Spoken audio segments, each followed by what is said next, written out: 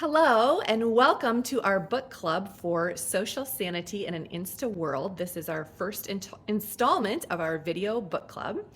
My name is Sarah Zylstra, and I edited the book, and I am here with Megan Hill, who is an editor at the Gospel Coalition and very wise and beautiful.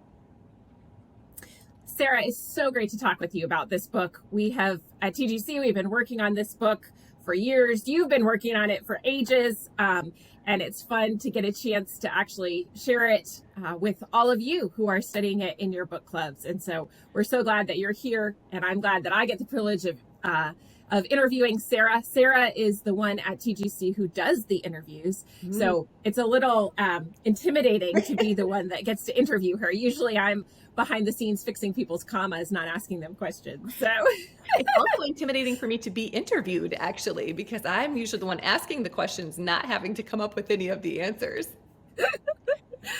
So let's just start with an easy one. When did you first get social media? Tell me about, when did you get on and what drew you to social media? Yeah. So I was actually late. I wonder if you fell in this camp too, Megan. I was in between.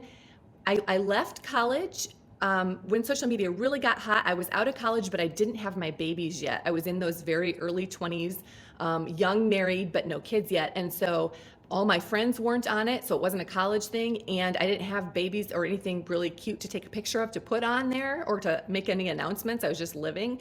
And so I sort of fell into that little gap there. And so I actually was late. Facebook came out, I think, in 2004, and I didn't get on until 2007 when my oldest was 1. And it was interesting for me to think back about the timing of that. So I taught for a year. It was my first year of teaching, was his first year of life. And so I didn't get on during any of that. It was super busy. But then that summer I got on, and I was thinking, I bet that's when things slowed down a little bit. And I had a minute to think, like, what is this new thing? Let's just hop over here and see what's going on. So that was the beginning of my journey. And then I would say I was bad at it at first. I didn't know what to put on. I think everybody was bad at first. Like, what are we doing on here? And what are we putting up? And how do we make this work? And so probably my heyday of using it was between like 2010 and 2015. And that was for a couple of reasons. I was a little more comfortable with it, but also I was homeschooling during those years and primarily at home in my house. So I had access to my camera and my kids and my computer. And then when I had a coffee break or if they were taking a nap or playing or something, I had a little bit of time. So all of those things worked out great. Also, it was really isolating to be A, home with your kids, and B, homeschooling. Those are two things that pull you into yourself. So to be able to reach out a little bit and almost feel like I was walking with colleagues, other homeschool moms, I could check in and say, like, what were they doing this morning?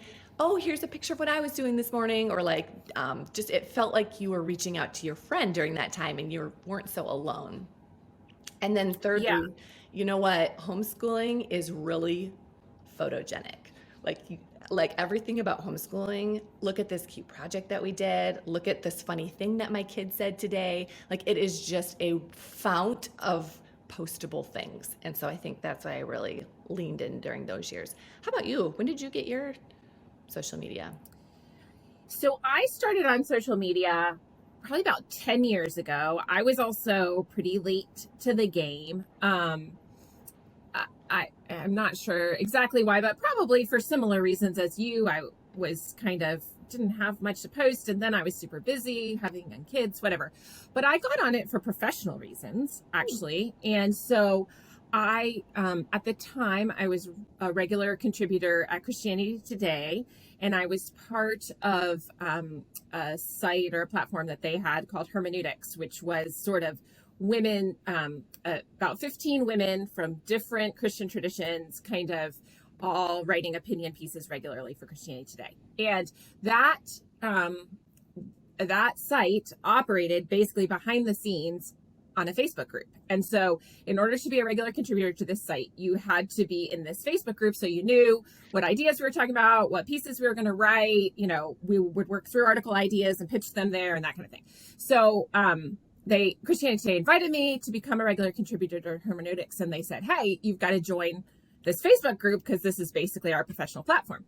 So I joined to be part of this group, and it was super exciting. I mean, I was a mom with young kids, and here was this whole group of people who were like talking about theology and culture and like how, and there was a really broad range of theological perspectives there. So we would argue stuff and we would debate it. And just like in my days of like doing laundry and making peanut butter sandwiches, to like get on and have a whole group of women who were like talking about stuff that mattered and that was interesting to me. And, Yep.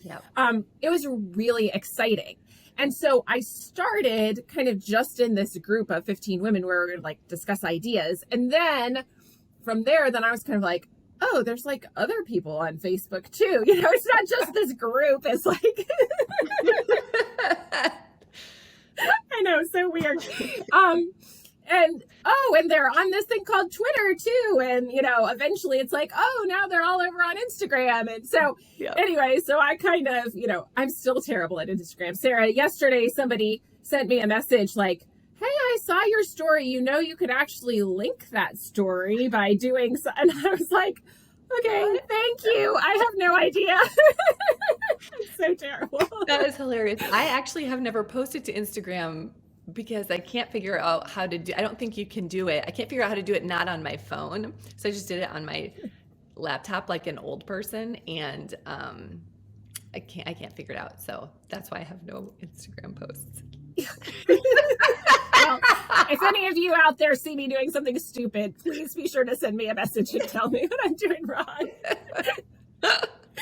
So for me, social media was sort of a professional thing that kind of became a personal thing, but I still sort of see it through a professional lens because I'm an editor. It's sort of, what are people talking about? What are the issues, And then I'm like, oh, probably the people in my church think I hate them because I forget to like their baby pictures because I sort of have my professional hat on when I go on there. So yeah, that makes sense. But for whatever reason, you're on social media.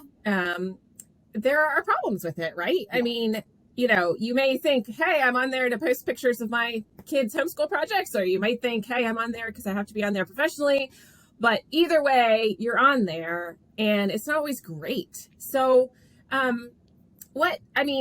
know this book isn't like dunking on social media. I know you're not saying social media is horrible, but it probably is good for us up front to say, like, there actually are some things that are not so great. So what are some of those things you notice for yourself, Sarah? Yeah. I think I'm actually kind of envious that you first got on as a professional person, because I first had problems probably not first, but I first started recognizing my problems, which is different than first having problems. I first started recognizing my problems when, so we both have outward sort of public jobs. And I think this is true for a lot of people. Like if you're a teacher or a pastor or anybody who's kind of in a position where you're a little more public facing, people will start friending you that aren't actually your in real life like friends, like not people that would come over to your house and watch the Super Bowl level of friends. And so I kind of ran into a problem when I started getting more friend requests, and then I didn't know what to do because I had all those years of homeschooling with cute pictures of my kids. I had a lot of pictures of my kids. And so then I went through this whole like cycle of like, I would friend a lot of people, or I want to be friends with sources. And so we would become friends with them. And then I would be like, I actually kind of feel uncomfortable with these people. My sources don't really come over to my house for the Super Bowl. So then I would unfriend a lot of people, and then I would then other people would friend. And so it was just this weird cycle of like, am I a private person on here or am I a public person on here? And I could never figure that out. And so I think that's when it first started rubbing on me in a weird way of like, this is starting to feel uncomfortable. I don't know what to do with this. I don't know really who I am on this platform, because I can be a public and private person in real life with you. But if I just have one face on social media, what face is it? So that was probably like 2017 or 2018 when I first that started to rub me the wrong way. And then I was always frustrated with how much time I spent on there. I always felt like I was leaking time. Like no matter what happened, I would always spend more time in there than I wanted. No matter what I told myself, I'm just going to go on and do this one thing, I would always get on and spend way longer and never do the one thing that I said I was going to do because I would scroll. And so then that constantly made me frustrated with the amount of time that I was losing. And I tend a little bit more toward, like, my comparison of other people tends toward, like, I can be a little perfectionistic. And so if I see other people's lives, it like digs in at me, like, gosh, her life is so, like, look how great her kids are, and look how clean her house is. And like, so that, feeling of, man, I suck. And yeah, that started digging into. So I don't know, it's probably been 5 years since I started feeling icky about it. What about you? For me, I think because I started the way that I did, one of the problems I started noticing immediately is that I felt like my interactions with people on social media were much more interesting than my interactions with people in my real life. Oh, yeah. So here on social media, I had all these people who are interested in like the latest theological debate or the latest cultural trend, or, what the implications for this on the rest of life, and how this piece over here fit with this piece. And we were discussing it and we were debating it and whatever. And then like I would go to playgroup at my church and it would be like, oh, how's your day? How's the nap schedule going? How's it, or I would just be like, in talking to my own kids or whatever, and they're little and they're like telling me about their projects that they're doing, and it's a really long story. And it just didn't feel like the people online felt like the people who were thinking and engaging and doing stuff. And there weren't people in my real life that were doing that. And so it made me sort of dissatisfied with the real people in my life. Yeah. Ooh. Yep, that's not good. Which is not a good feeling. Yeah. No, because I love them. I mean, I love those real people. So, but you can't, I do think, I think there's that danger, whatever your tendency is, because there's a group of people who have your exact, scenario, whether it's, a special needs kid, whether it's a dietary restriction, whether it's an interest in a hobby, whether it's a professional thing, whatever, on social media, you're going to find a group of people who are super deep into that one thing that you're super interested in, which is, what a blessing, right? To be able to be connected to people who have those same interests. But then at the same time, like in your local church, most of those people are not super deep into that one thing that you're interested in. And so there's kind of a disconnect there. Yeah, that makes sense. That's good. So you've written a book, or you've edited a book with all these fabulous contributors and different women who are just sharing, kind of their own their own issues with social media and their own blessings of social media and how they're working through that. And what made you think, I want to write a book about social media? I mean, like, is that worth a book, or is it, I know, right? Well, I just want to start by saying, like, boy, it's grown fast. So maybe where it's interesting to me, I think it was maybe, I can't remember the year, but there's a year, maybe 2011, when you're looking at the research, when everyone all of a sudden starts tracking how much time people are spending on it. So it's interesting to me, like, before that, the amount of time people were spending on it was so small that it didn't even merit being tracked. Like, nobody was even bothering. Like, no one tracks how much time you spend washing dishes. It's just like a negligible thing. So at some point in the and we can point to specific things, certainly the advent of the smartphone pushed this time way, way up. But this just has grown to be a ubiquitous topic. Almost 80% of American women are using at least one social media site. And Facebook, this is amazing to me, has about 3 billion monthly active users. So there's 8 billion people in the planet, and 3 billion of those, these are people from all the countries, right? Like, this is a tremendous amount of people have a Facebook account. It's just crazy. It's everywhere. And as you're probably aware, in the last 5 years or so, the research has started coming out that's been a lot more troubling. The connection to anxiety and depression and how much time we spend there. Like I said, that's when researchers kind of started tracking, like, how much time are we spending on here? And that number just goes up and up. So I think a lot of red flags were popping up. They weren't popping up so much for me, but last April, when we were at the TGC Women's Conference, I happened to be sitting at a table with Laura Wiffler and Emily Jensen of Risen Motherhood, and Ruth Simons was there, and I think Gretchen Saffels was there, just this table of women. And Laura was holding forth on she'd been already doing a whole bunch of research, and she was just basically waving this red flag as hard as she could about, you guys, there is something going on with social media. And then she said, Sarah, you should write a book about it. And I said, no, Laura, you write a book about it. And we did the hot potato with the book idea. Like, no, you write a book. No, you, around the table for a little bit. And then as we were thinking about it a little bit later, it seemed to me like it was a good topic for a multi-author book. One reason, you can write those a lot faster, and this is a topic that moves quickly. So to have a book that could come out in a year is a lot more appealing than one that takes a lot longer than that. And also, we just had all these different areas that we were addressing, and I thought it would just be good to have a bunch of different voices. Everyone's experience is unique, but we know a lot of really thoughtful women, so to have them speak into that was, I thought, going to be great. Melissa Kruger helped a lot with, so the structure of every chapter is, we start with the positives, like what's good about this? Where do we see God's goodness in social media? And then we move into the pitfalls, like where has sin affected this? Where are we weak? And then we end each chapter with the principles, like biblical principles. If we're going to engage here, how do we do that really well in a way that honors the Lord? And Melissa was the one that came up with that structure. And then from there, it would just went like crazy. So it's been good.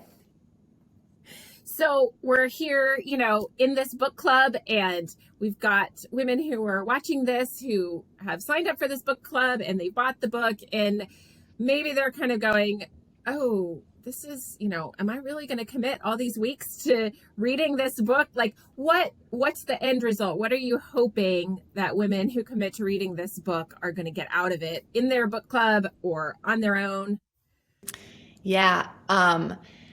I hope so. What it's done for me is, gosh, I approach social media completely differently than I did a year ago. I feel, so I have been kind of living in this, and there's another recorded podcast that by the time this comes out will already be out. And I talk to younger girls, the Gen Z girls, which is a totally different ballgame than if you came to social media fully formed like we did. You're in a completely different spot than if you came as a teenager or a tween. And so talking to them, but some of those experiences are the same, and I could see myself in some of them. And so that scared me as well. So I just think what I would hope and pray is that this takes up a lot of time. This affects a lot of people. I think by walking through this book and this book club, you will have a clearer understanding of how to use this really well.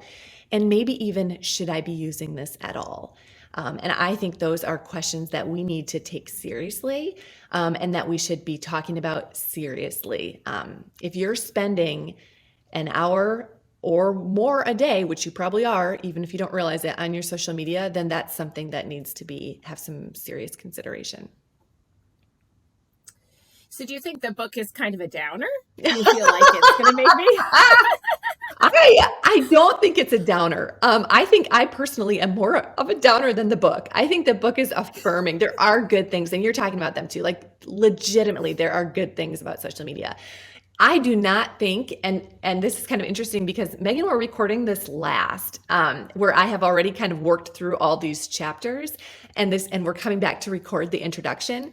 And so I'm at a different place now than you'll see me in the videos as we walk through. But at this point, I do not think social media is a healthy place for me to be. It reminds me a lot of Vanity Fair, actually, in the Pilgrim's Progress. Like, it seems like so great and fun, and there are some great and fun things. But underneath, there's a lot of decay, and it's addicting. So it's hard. I can't believe how hard it is to get off. And so I think for a lot of women, most women, honestly, shouldn't be there at all.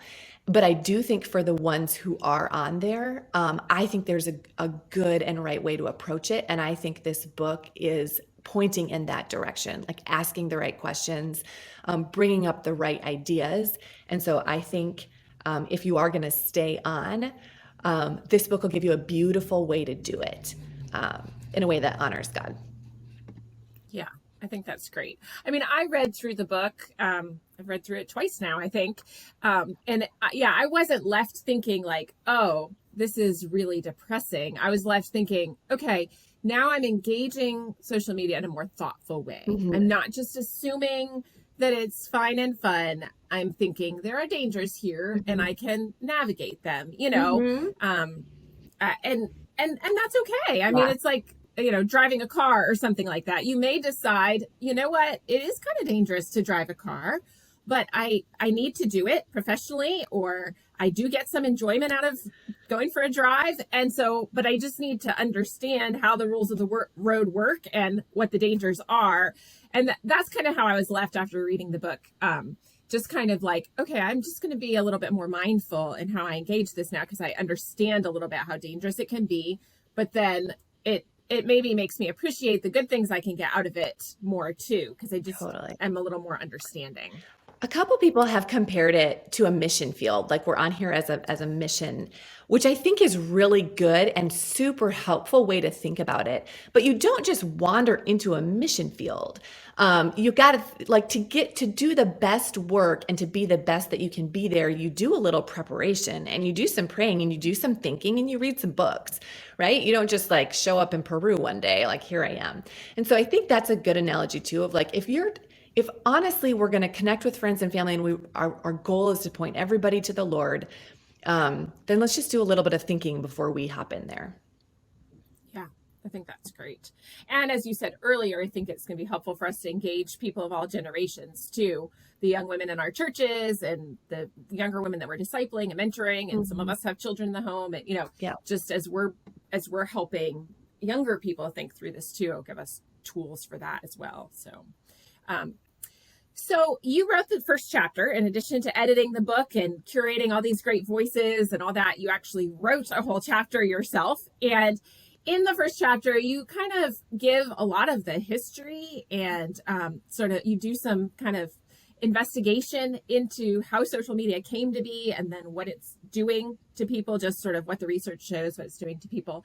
And you talk a lot in the first chapter about how social media changed. And when it first came out, it was it was what you made of it. I mean, it was very sort of user directed. The person who logged in had a lot of control over what they saw and what they did. And now, of course, it's a very different experience. And it's, you know, we talk a lot about the algorithm behind social media, and it's become very much more of kind of an entertainment platform where you're sort of at the mercy of what's being given to you. So can you talk a little bit about that kind of evolution and what are some of the kind of the problems that came up through that? Yeah. This is just a fascinating story, Megan. I think especially because it came so fast. Like we can remember when, you know, there wasn't any of this stuff. And so it just the movement of it is just unbelievably fast. I was listening to Jonathan Haidt on a podcast the other day talk about how, and his sort of solution would be sort of like those early days of Facebook were like the golden era. You could connect with people, but there wasn't a news feed, there wasn't a like button. It was just like, and if we could get back to that, we could save our democracy. Essentially, he just feels like the polarization on social media is tearing down. It's like social media is great for tearing things down. So he's looking at it through a political lens of like, oh, we're tearing down all our institutions and now we don't trust anything. How can we run a democracy if we don't trust anything like our government or our schools or our churches? And so I think that's a really interesting perspective. I do think, first of all, that the change was inevitable. And that's because we live in a capitalist society. And I don't say that in a negative way. I think capitalism is a gift from God. I think economic trading is a gift from God. I really do. And yet, in a society like that, where there's always going to be someone looking for a way to make money off of it. And so I don't know that social media could have evolved in any other way than it did, which is to seek after more and more money. It's like a river, right? And it always runs toward the sea, but this like Facebook will always run toward the money. Like that's just that's how our society works. So if that is true, then it always would have figured out a way to exploit the people who are using it. They're selling our attention. And so I don't know that it could have done anything else. That said, certainly if we could get back to those earlier times, we would solve a lot of our problems. Certainly, the news feed, like 24-hour news, honestly, there's a lot of similarities there. They are giving us too much information, and that causes us to feel anxious and overwhelmed. We are just holding more information in our minds, even on your Facebook feed, to scroll through there and see what 100 different people are doing today is really more than we're meant to care about in one day.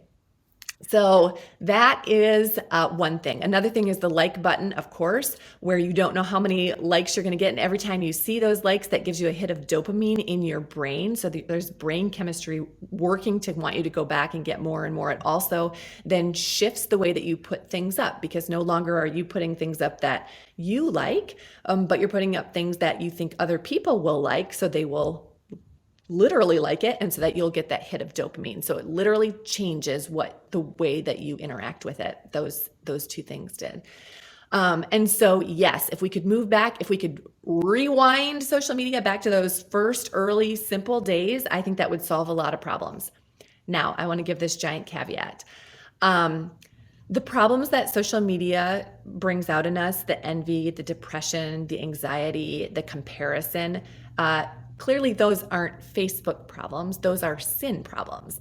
And I can waste my time on Facebook, but I can also waste my time on email, and I can also waste my time on about 100 other things. I don't need Facebook to make me waste my time. And so there are sin problems that it feels like there's a stronger connection to social media than there really is. Those are just straight up heart problems. So yes and no. So what would you say to somebody who's sitting here in this Facebook group going, man, I have really messed up. Like, I am addicted to this, or I am really, every time I get on, I'm coveting somebody else's life, or I am just in there for, I crave those likes, and then my identity is really depending on that. And now I'm feeling like super guilty because I realized 10 years of my life I have just been enslaved to this sin. What would you say? Ooh, I would say, girl, I'm with you. I totally hear you. And then I would say we have to run from that. Like, if you are in a position where that's really what you're feeling, you have to get off. I was talking to a psychologist the other day, and she kind of scared me because she was like, research shows there's not a safe amount of time to be on social media. You can get wrecked on there in 5 minutes. You can get wrecked on there in 30 minutes. It's not, there's not a safe, it's the condition of your heart. So if you're not coming prepared and, firm in your identity and knowing what you're going to do on there and recognizing all the dangers of it, it's easy to be susceptible. So I would counsel that girl, if at all possible, to take a break. My favorite would be as if she could get off altogether for a while until she could kind of like find her balance again and then think about going back on. But I'll say this, as someone who is walking that path, it is so hard to delete your own Facebook account, and that's not, or your Instagram account. And there's two reasons. One, they make it really hard. It is like actually just physically difficult to find where it is hidden deep inside the menu to get rid of your account. And two, even going on there to do it is like, well, I'm just going to scroll one more time. Or you're constantly telling yourself reasons why you should stay on. So I had my husband delete my Facebook account the other day and my Twitter account, because I was like, I know once I even log on, I'll just be scrolling and I'll be telling myself like, oh yeah, that person, how will I possibly know about their life unless I stay on this thing? Like I'm telling myself these things. And so I would have somebody else, either for a while, Adam blocked me out. So either have somebody else maybe lock you out for a little while, or somebody else delete or deactivate your account for a while until you can kind of start repairing your soul. Maybe that's kind of melodramatic. And that seems like one of the great things about doing this book in a book club is that you're now exploring these things with real people in your real life, and not that the people on social media aren't real. I sort of object sometimes that we talk about in real life friends when those people actually are real people. They're just, far away from you on the other side of the screen, but they're real too. that's probably part of our problem. We don't treat them as real people. But, but in this book club setting, right, we're reading this book, we're exploring these issues, and we have hopefully a group of people, maybe one other person, maybe it's with your family, maybe with a group from church, maybe a couple other women that you're like, hey, let's do this book together. And we're talking about these things and processing them together. Mm-hmm. How do you think that can be super helpful? I mean, you mentioned, hey, you needed Adam to finally push the button. Yeah. But what are some other ways that you think it's good to be processing this with people who are physically right next to you? Oh, that's such a good question. That's huge. I think the people who are next to you, this is going to sound weird, like fill in the gap. So when you take out from your life, like, hey, I'm going to limit my social media, or hey, I'm just going to try and I'm going to try and think of it more thoughtfully. That's hard to do on your own. It's hard to do anything that requires a lot of self-control on your own, because we run out of self-control. And you can certainly be in prayer and ask the Lord for it. But there's also, when you take something out, you got to put something back in. So, okay, instead of scrolling Instagram while I'm standing in line at the grocery store, maybe I'm planning in my head for the rest of my day. Or instead of spending an afternoon scrolling, I am going to even watch a movie with my family. Like, we're still on a screen, but we're sharing an experience. Or I am going to, I always like to do, cross stitching or something with your hands, right? Or I'm going to write a book, or whatever it is that is what else you wanted to do with your time, to pull that into there. And I think having those women to A, remind you of it, and then B, some of that time you can fill in with friendships, right? So you can be texting these women in your group, or calling them, or just voxing them, send them a little voice message like, hey, how's it going? Just fill in those little gaps with those in-person relationships, which are full-bodied, holistic relationships. I think your friendships will grow. Like, God gives us good gifts in each other. Yeah, that's so great. So, we've talked a little bit about how social media affects our souls in the sense of it kind of pulls us into different sins, envy, or whatever, wasting time, laziness, whatever. So we've gone through some of those sins, but I imagine that there's other ways that social media sort of affects our souls too. Yesterday I was having a conversation with some people who are doing youth ministry, and they were saying that one thing that they're seeing among teenagers is sort of this, that they've kind of lost the ability to, study the text of scripture deeply, that they're so, that social media and other, sort of online platforms have contributed to sort of a sense of instant gratification, that, you can Google it and in 2 seconds you can have an answer. And then also sort of this just restless scrolling and always looking for something new and spending 2 seconds on each thing. And, that both of those things are sort of eroding our ability to sit down with the Bible, meditate on it, really, figure out what exactly is going on here. So what are some other things, just besides kind of sin habits, that you think are detrimental to our souls when we're talking about social media? If you've read the book, you know this about me. I think identity is huge. I think, I mentioned a little bit, when you're putting up something, not because you like it, but because you are hoping that other people will like it. So that is just a sort of a constant dripping way that social media shapes that and shapes the way you think about yourself. Some of these young girls that I'm talking to are so perceptive. And I was just talking to one girl, and she was kind of explaining that. She's like, you kind of don't know who you are anymore, because you're trying to guess who the people out there think you are, and then be that person so that they'll like who you are. Certainly, when we use words like discovering your brand, or what's your brand, right? If you ask a girl in college who is on social media, they can articulate their brand to you. Like, this is who I am in 5 words. Well, that's not, God didn't create you 5 words long. God gave you an enormous personality, and you're very complex. And so I think even understanding who you are, and I also think this is another danger.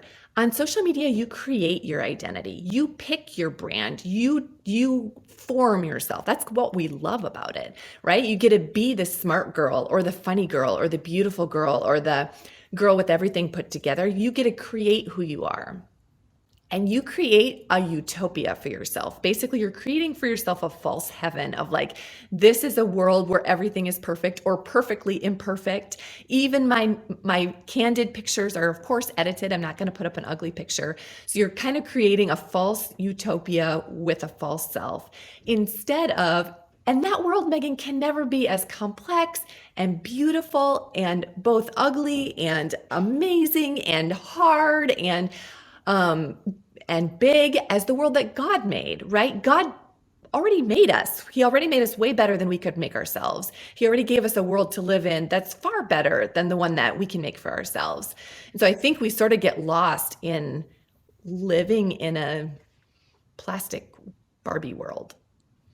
Mm-hmm. And maybe too, there's sort of fear as well, sort of that if I go off brand, I might be canceled. People might not like me anymore. People might not, if I say something that's slightly less than curated, I might, yeah, I might be canceled. And that brings a lot of fear, right? Oh, yeah. A huge amount of fear because if you're on there, you're watching it happen to other people, right? And every time it happens to somebody else, it's like, oh, I for sure never, ever want that to happen to me.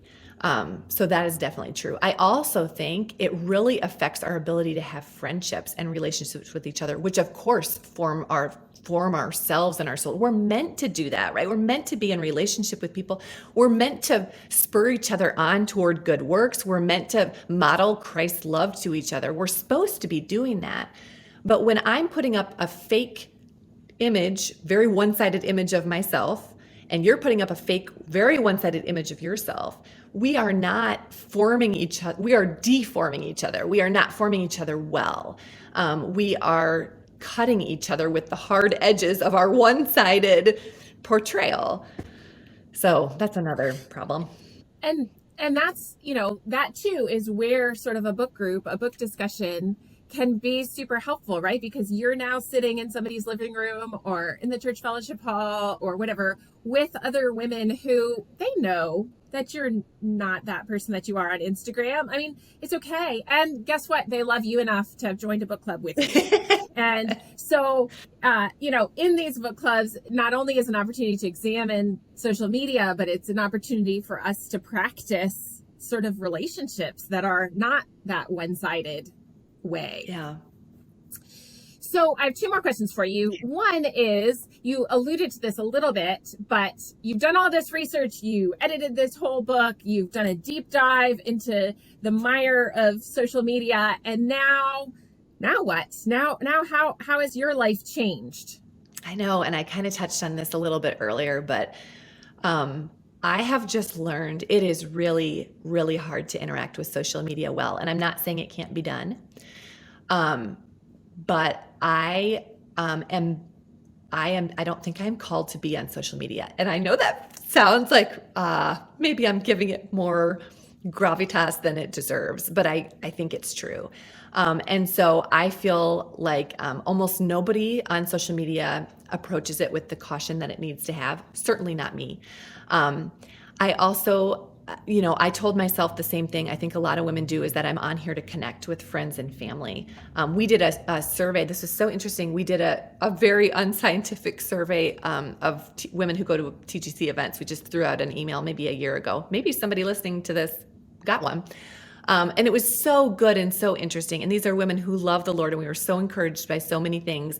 And of course, like 9 out of 10 of them said, the reason we are on here is to connect with other people, which of course is true. I love it. And yet later on we asked, how do you most often connect with your friends and family? And only 2% said they most often connect over social media. Right? Because you have them over to your house, or you call them up on the phone, or you go for a walk. Like, that's the way that you're building a friendship. So I just saw a really big gap there between why we think we're on. And then one of those perceptive college girls said to me, I tell people I'm on here to connect with friends and family, but I'm really on here because I want people to think I'm cool. And I was like, oh crap, me too. That's why I'm on here too. And so I am off of Facebook altogether right now. I hope I never have to go back on. Because I'm kind of looking at Cal Newport. I don't know if anybody knows Cal Newport, but he does all kinds of great stuff, and he's not on social media. And so I'm thinking, I do have a public facing career, but I think I can still do it without having my own Vanity Fair. And so I'm off of Facebook altogether. I'm off of Twitter altogether. Probably by the time this airs, I'll be off of Instagram. And I can't think of any other, like LinkedIn. I'll probably keep my LinkedIn. Okay, so we're at the end of this book club session. Everybody's going to close their book. They're going to go back to their life for the next week or the next month, whenever book club meets again. So can you give us sort of one kind of cautionary thing to be processing practically over this next week or month until we get on to the next chapter? And can you give us one sort of hopeful or positive thing to be processing as we go through the next week? I'm going to go a tiny bit of a different direction, and I'm going to say, when you interview an interviewer, she's like, I don't like that question. I'm going to come up with a new question. here's what I'm thinking right now. If you can, first of all, just pray about it. Bring it to the Lord and pray about it and try and be really honest with yourself. And then if you can do it in a spirit that is humble and quiet, I would ask your husband what he sees in you. I'd ask your mom. I'd ask your sister. I'd ask anybody who lives with you or works with you. Not anybody. I don't mean really ask all the people. If you're married, ask your husband. If you're single, ask someone who's really close enough to you that they kind of have a sense of your habits, your mom or your colleague or your friend. Find a person you can trust and who you love. And be able to pray through it. This is gonna take a lot of prayer because boy, it's hard to hear this. But I think they'll be able to reflect to you better than you can ever see yourself, your own social media habits. I would try taking a little bit more of a step back, or even just asking, you don't even have to do that. Just ask yourself the question, what would it feel like if I took Sundays off? What would it feel like if I took one afternoon off? What would it feel like if I took a week off? What does my heart feel like? My heart, when I asked that question, was like screaming in rebellion, right? It was just like, that sounds terrible. Don't do that. And so it's a chance to dig into that. Don't ignore that, but take that as an opportunity to dig into that and just start asking the questions of what would it be like, or what would my ideally, what would I like my social media interaction to even be? Is there what would feel good to me? What would look good? Yeah, that's super helpful. Sarah, thanks so much for talking to me about your chapter in Social Sanity and about how this book came to be. And we're so excited for all of you who are joining in your groups. And we just have been praying for this book at TGC. We've been praying for it for a long time now, that the Lord would just help us all to use it as a mission field. If we use it to step away, if that's good for our souls, and to glorify God in this. So thank you so much for talking to me, Sarah. Oh, Megan, you are a wonderful interviewer. Anytime you want to be a journalist, come on over and we'll get you set up.